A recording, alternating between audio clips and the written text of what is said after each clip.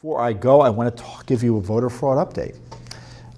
One of our big cases, which I've talked about, is against the state of California and Los Angeles County, where we had been suing with our friends in California, some plaintiffs, resident voters, and the Election Integrity Project of California. We sued the state of California because they hadn't, and Los Angeles County, because they weren't removing names as required by federal law, National Voter Registration Act. They haven't removed a name from the rolls in 20 years, and the law requires states to take reasonable steps to clean up the rolls. Instead, they were just leaving the names on, and they were calling them inactive voters. And dirty voting rolls are a recipe for dirty elections. So, long story short, they settled with us as a result of other Judicial Watch litigation in Ohio that was upheld last year by the Supreme Court. And LA County is agreed to begin the process of removing up to 1.56 million names from their voter rolls. Isn't that incredible? As best we can tell, there are only like 3.5, well, not only too many, but 3.5 million names nationwide. We may cut the problem almost in half as a result of this federal settlement. And kudos, frankly, to LA County and California, Secretary of State there, for agreeing to the settlement. I mean, you can be sure they didn't agree with Judicial Watch's analysis here initially, but they agreed to do the right thing here. Now, of course, we got to hold them accountable and make sure they do the right thing. So, as I said, this process begins. They're going to remove up to 1.56 million names. And the first set of names was supposed to be removed earlier this week.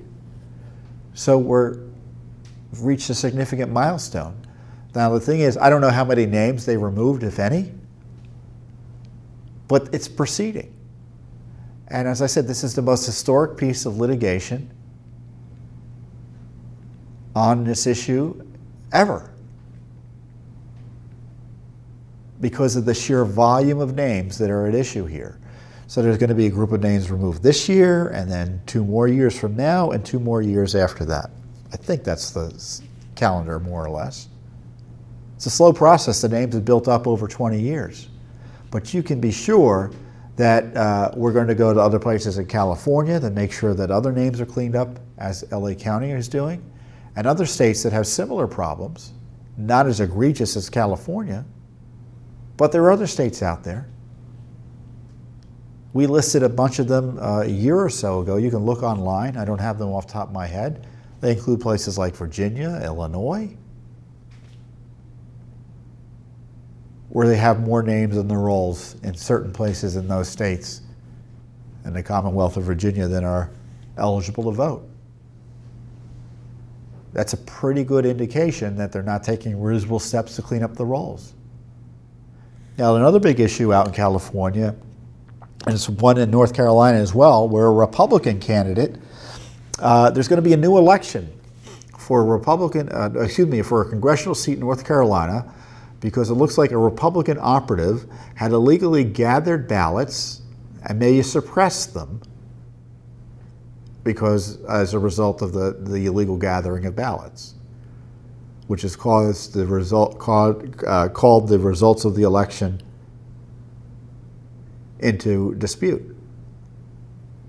So there's going to be a brand new election thanks to ballot harvesting, which is a felony in North Carolina. In California, though, the law's been changed to allow it to take place.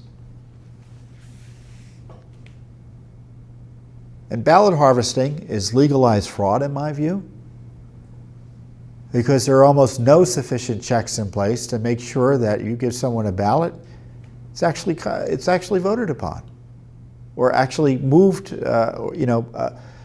In theory, the ballot harvester goes around, collects ballots, delivers it to the polling place to be counted. Well, you got to hope that happens, but there's no guarantee it happens. And I don't believe the checks are in place in California to make sure that happens. Legalized fraud, legalized opportunity for fraud. I don't know how you want to put it, but it's a mess. I know a lot of you are concerned about it, and trust me that we are initiating a significant investigation into ballot harvesting in California. And I'm going to have more on that next week for you. But we're not forgetting about it. We're not forgetting about it. And this is in addition to our concerns about aliens illegally voting, huge numbers in Texas potentially, numbers in Pennsylvania. Tens of millions of aliens are here in the United States, both legal and otherwise. A certain percentage of them register to vote and a certain percentage vote. It stands to reason. The only question is how many. And I think even just one illegal alien voting or one alien illegally voting is too many. And Judicial Watch is on top of that. So I'm proud to say there's probably no other group like Judicial Watch out there trying to uphold the rule of law to ensure that your elections are fair and clean and your votes aren't stolen.